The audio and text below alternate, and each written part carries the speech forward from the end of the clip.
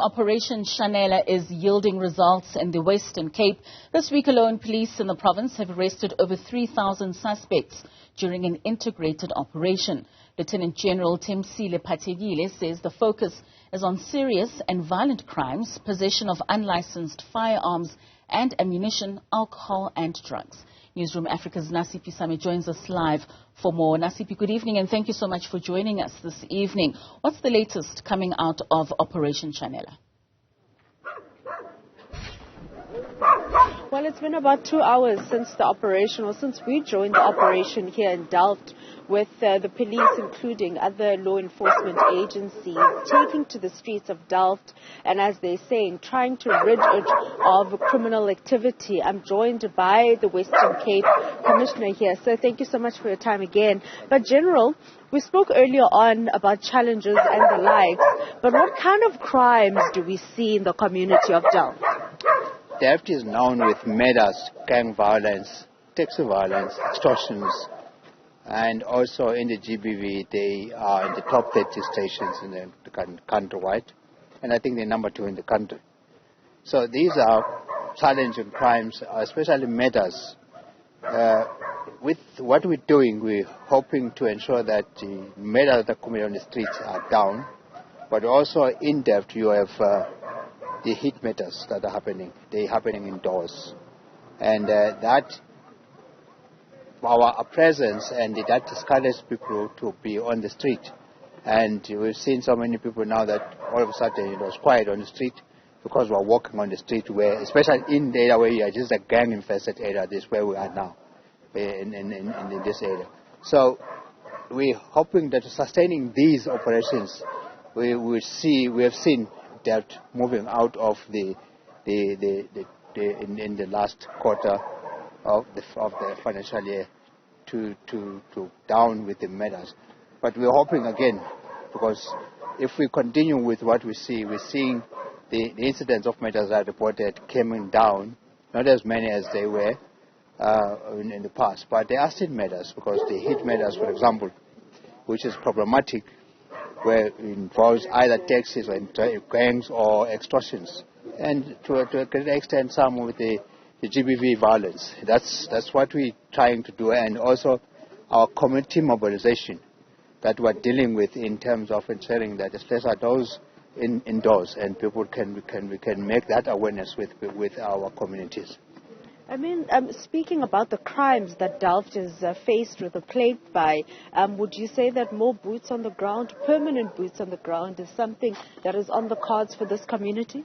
Certainly, that's what we're looking at. Also, as you can see, I'd love to have more community patrollers, but we see that we're appreciating what we see, but we would have more. But we know that in other places within Delft, in other extensions, they've got more community patrollers, but in some extensions we don't have.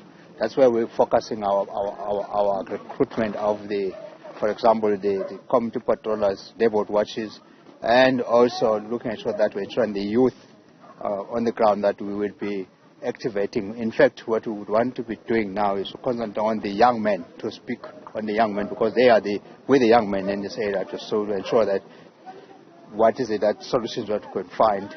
I'm basing this on the other engagement in other areas with men, on how we deal with, like in Kailicha. We've seen when we did that there was a decline in many of the GBV cases and matters in Kailicha. Last week you had a good week for the operation. 3,800 arrests, including the confiscation of illegal guns, ammunition and liquor. Any notable successes following the start of this operation today? Yeah, indeed. Now we have 6 already on the arrest of the illegal taverns, illegal bins, and we had 1 gun. And what we are finding more now is this imitation of firearms.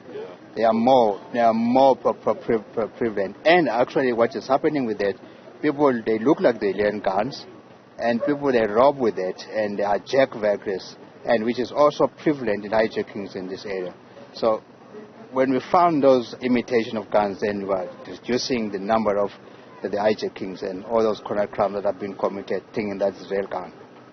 We saw earlier on one of the police officers confiscating a dangerous weapon. Talk to us about that.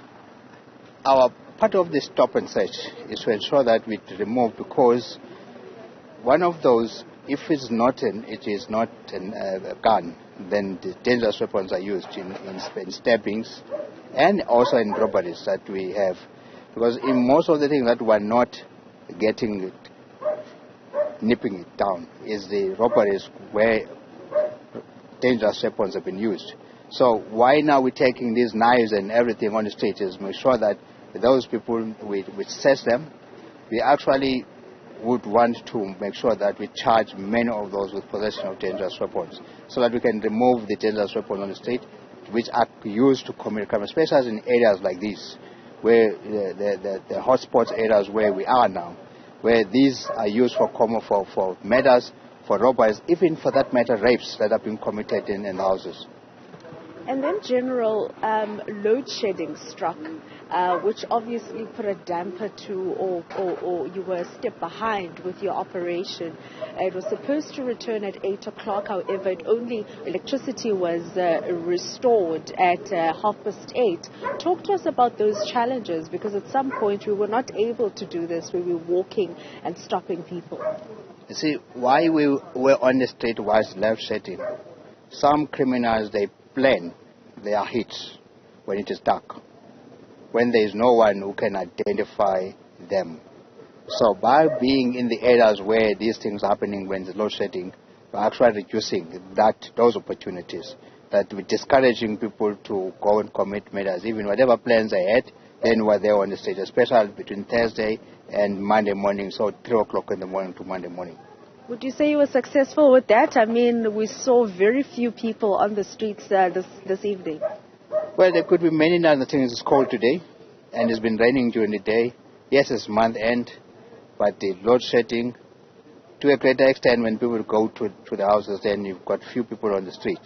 But at the same time, when you stay solo, when people are seeing many vehicles on the street, the law-abiding citizen will move back and go into the houses. And also the criminals, they run away to the next station. But luckily for us, all the stations that are the top stations are covered with the operations as we continue now. General Patekile, the Commissioner of the Police in the Western Cape, giving us an update in regards to the operation and also the successes that they've had. As you heard, that last week was obviously a very notable week where they made a significant number of arrests, over 3,000 arrests, and the confiscation of illegal items, goods, including firearms. But what also is quite important to be highlighted is the fact that external factors impacting the operations that they conduct in these various hotspot areas in the Western Cape that have been identified, issues like load shedding and earlier on spatial design, or the design of informal settlements, lighting, including the various informal settlements that mushroomed during the COVID period, making it difficult for officers to go in and out of those particular informal settlements.